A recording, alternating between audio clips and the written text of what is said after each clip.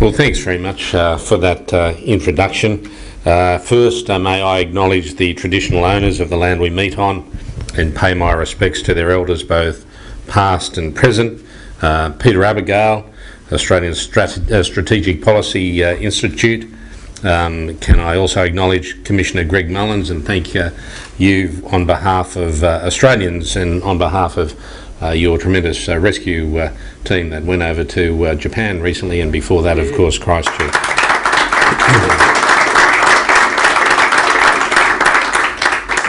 And Alan, of course, from Ulysses, Martin Welsh, New Zealand Consul General, Naomi Brown, CEO of the Australasian Fire and Emergency Service Authorities Council, David Macham, CEO of Australian Reinsurance Pool Corporation, distinguished guests, ladies and gentlemen, it gives me great pleasure to address you here today as part of the ASPI Ulysses Defence Security Luncheon Series. It is, as has been said, the case that we have been enduring a sequence of natural disasters that is, I think, in large part unprecedented. Floods, cyclones, bushfires, severe storms, you name it. What we've experienced in the last 3 years, commentators say is unprecedented, certainly in recorded history. If you add to that the Christchurch earthquake and the 9 magnitude earthquake and tsunami in northern Japan, Anthony Bergen was just giving us a first-hand report of his experiences in Tokyo at the time, we're reminded of just how fragile modern life can be, even modern life in the arrogance of human beings thinking that they can control everything, just how fragile modern life can be in the face of nature. Our thoughts, of course, are with those who have been affected by these tragic events. We obviously do what we can to support them, both here and abroad, as they work to rebuild their lives and their communities here in Australia, New Zealand and Japan, but we of course also saw Brazil during those periods. But as traumatic as these events are, the bottom line is they are natural disasters, they are natural occurrences. They have occurred and they will occur, and to be frank, despite the understandable emotion that they evoke, we as emergency responders and planners need to be hard-headed and get on with the job. They have occurred, they will occur, and indeed, while some observers say what we have seen demonstrated in Australia over these last months is unprecedented, and there was inadequate planning perhaps for some aspects of it on the basis of past historic records. We cannot assume that those past historic records are accurate for the future. And certainly I met with experts, scientific experts, in respect to climate change yesterday, and that was the very point they made to me. In terms of the mapping work we do, whether it be flood mapping, whether it be fire risk mapping, based on past experience, the worst flood, the worst event for the past 10 years, the worst flood, the worst fire for the last 50 years, are we entitled to assume that has set the benchmark for the worst occurrence? And their advice to me was, you would be foolish to assume that is the case. So the probabilities are, on the basis of advice, that while we have seen events that are truly staggering, it is probably the case that we are yet to see events that are even more staggering. As the saying goes, we'd better get used to it. And we need to adapt. We need to adapt our policy framework, that is, at a political policy framework. We need to adapt operationally, and of course we need our communities collectively described, be they citizens. Cam Darby from EMA Australia I saw there as well, thanks for coming Cam, but whether they be our citizens, whether they be our businesses, government agencies, services and so forth, we need them to be part of our overall strategy of developing resilience as a community. It has already been a massive cost to assist in relief and recovery costs to the affected areas in Australia. We have paid in advance payments to Queensland $2 billion for the floods, $50 million for tropical cyclone Yasi, and $500 million to Victoria for the floods. Now that is the federal government contribution, but specifically the taxpayers of Australia contribution by way of advance payments. Furthermore, the Australian Government disaster recovery payments, they are the payments coming from the Australian Government to those who have been adversely affected, is the expression in the legislation, by these events, is now, over the last summer, is now more than $769 million. Those payments have been made through Centrelink. So that is the accumulation of individual payments of $1,000 per adult and $400 per child, totalling $769 million.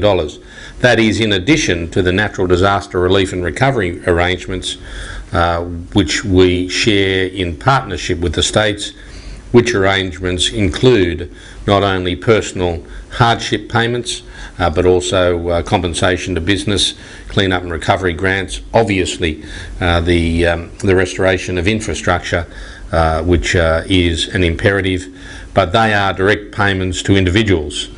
We are entitled, and indeed the Ministerial Council of Police and Emergency Management Ministers, the emergency management stream, is looking at the effectiveness of those payments and whether they have been used effectively. Have they been used to buy generators to confront future disasters? Have they been used to acquire additional insurance coverage to protect them from future disasters? Or have they been used to acquire consumer goods? Is a question we are entitled to ask, because everything is a cost-benefit. Money's spent in terms of showing empathy to individuals and obviously deserving individuals is at a cost to the funds that are available to spend in respect to mitigation. The total bill in respect to this last season's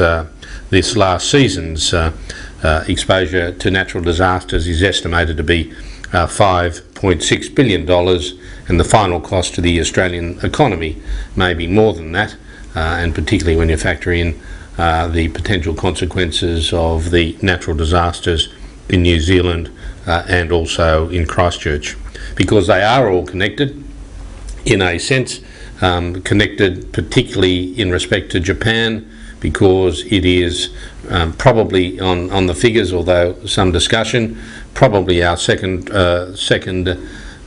greatest trading partner in respect to New Zealand, because we exchange so much labour with New Zealand. They will be crying out for labour, of course, to participate in the reconstruction of Christchurch. We will be crying out for labour to participate in the reconstruction of those areas damaged in Australia, Queensland, Victoria and elsewhere, and we will all be competing for that same pool of labour. So inevitably that is going to have a knock-on cost to the community as well. All these events are interconnected. And of course, in addition to that $5.6 billion, others, corporations and individuals lost hundreds and even thousands more in terms of their property loss, which as well as insurers, of course.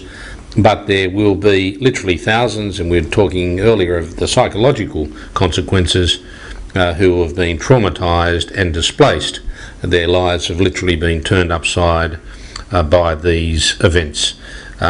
So the question becomes, and it's perhaps a harsh question, but we have an obligation to protect, and in my role, both in the national security side of the equation and in the emergency management side of the equation, I see my role as primarily being to protect the community from injury in the first place, from injury and loss in the first place, but the question becomes, are we impeding our ability to protect the community because of the empathy we are showing after the events have occurred. And that is not to say that empathy and assistance is not required, but all these things have to be proportional. The natural disaster relief and recovery arrangements which I've referred to, which underpin the relationship between the Commonwealth and the states on disaster response and recovery, have been in place for over 30 years. We have been, during the recent season, operating on the basis of arrangements that were proclaimed by Jim Lloyd, the then Minister for Local Government in the former government, and indeed just this week we have updated those arrangements in light of recent events.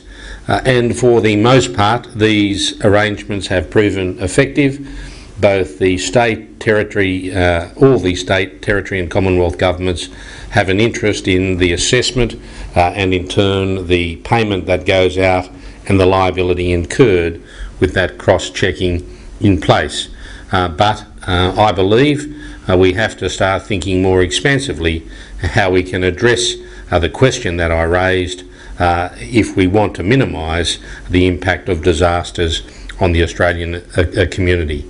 The effort and cost of the recovery process now underway is readily apparent. What is often overlooked is that aspect of the energy and resources that are put into the other two pillars, the vital pillars that are my priority, and that is prevention and preparedness. And that fundamental question that I asked, I think in that context can be narrowed to, are we sufficiently investing in these areas? And I can tell you that on the one hand I see what I believe is truly a world-class capability that we have in the area of counter-terrorism, that is as a nation, at a federal level, at a state and territory level. We have the Standing Committee we have the National the Secretaries Committee, that is the Secretaries of Federal Departments Committee on National Security. We have the National Counter-Terrorism Committee meeting regularly with counterparts from the states and territories. We have audits of our national security capability. We have reviews of those audits to ensure that the recommendations from those audits have been complied with, so that we are constantly monitoring and indeed in subsequently testing through the Mercury exercises and so forth our counter-terrorism response capability. And I can tell you it is a first-class capability. I can also tell you, in the other side of my responsibilities, we have as a nation not yet achieved that in respect to our emergency management capability. We have some way to go. There is considerable progress being made, but it is, and I think timely, after this disaster season we have experienced, to redouble our efforts to ensure that we are also first grade world class in that area.